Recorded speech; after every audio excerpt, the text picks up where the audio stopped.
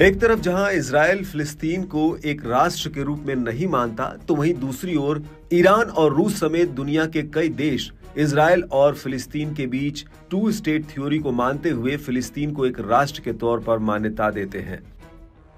वहीं अब रूस ने एक नई चाल चलते हुए इजराइल समेत अमेरिका को भी चौंकाने का काम किया है। दरअसल ब्रिक्स देशों का कुनबा लगातार बढ़ रहा है। पिछले साल ईरान को इसमें आमंत्रित कर इस साल जनवरी में उसे आधिकारिक रूप से ब्रिक्स का सदस्य घोषित कर दिया गया। और अब पुतिन ने फिलिस्तीन को ब्रिक्स में आमंत्रित कर अमेरिका के वर्चस्व को चुनौती देने का काम किया है। आपको बता दें कि ब्रिक्स को पश्चिमी इकोनॉमिक और पॉलिटिकल वर्चस्व के विकल्प के रूप में देखा जाता है और रूसी राष्ट्रपति व्लादिमीर पुतिन ने फिलिस्तीन को ब्रिक्स में शामिल होने का आमंत्रण देकर अमेरिका को एक और गहरी चोट दे दी है।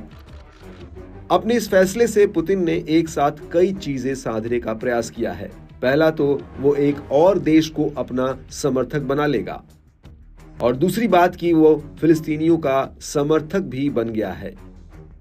रूस के इस फैसले ने अमेरिका की परेशानी को बढ़ा दिया है, क्योंकि इजराइल फिलिस्तीनियों पर जो अत्याचार कर रहा है उसमें अमेरिका का हाथ माना जा रहा है, क्योंकि अमेरिका हर तरह से बराबर इजराइल की मदद कर रहा है। इस पूरे मामले में फिलिस्तीनी राजदूत ने कहा कि अक्टूबर में रूस में होने वाले ब्रिक्स ऑर्गेनाइजेशन के अगले समिट के बाद फिलिस्तीन इसमें शामिल होने के लिए आवेदन करेगा। फिलिस्तीनी राजदूत ने कहा कि हम शिखर सम्मेलन के बाद इस संगठन में शामिल होने के लिए आवेदन भेजेंगे, जो 22 से 24 अक्टूबर तक रूस में आयोजित होने वाला है। उन्होंने ये भी कहा कि रूसी राष्ट्रपति ने फिलिस्तीनी अथॉरिटी के राष्ट्रपति महमूद अब्बास को इस कार्यक्रम में शामिल होने के लिए आमंत्रित किया है। उन्होंने इस निमंत्रण को सकारात्मक संदेश और फिलिस्तीनी लोगों के समर्थन का प्रतीक बताया। राजदूत ने कहा कि पुतिन ने वादा किया कि शिखर सम्मेलन में फिलिस्तीन के मुद्दे पर एक पूरा सत्र समर्पित किया जाएगा। उन्होंने कहा कि हमें इस शिखर सम्मेलन से काफी सकारात्मक उम्मीदें हैं। आपको बता दें कि ब्रिक्स में ब्राजील, रूस, भारत, चीन, दक्षिण अफ्रीका, ईरान, मिस्र, इथियोपिया और संयुक्त अरब अमीरात शामिल है। इस संगठन और इसके विदेश मंत्रियों ने कई मौकों पर इजराइल के अत्याचार के खिलाफ फिलिस्तीनियों के लिए समर्थन व्यक्त किया है। अब माना जा रहा है कि इस संगठन में फिलिस्तीन के शामिल होने से फिलिस्तीनियों के साथ ही उन सदस्य देशों के आर्थिक सहयोग को बढ़ावा देने में मदद होगी, जिनकी मदद में बीते सालों में अमेरिका ने काफी कटौती की है।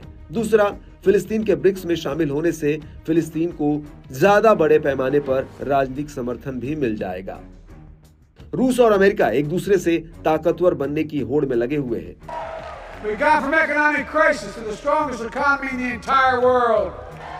लेकिन ये आने वाला समय बताएगा कि कौन आगे निकल पाया है।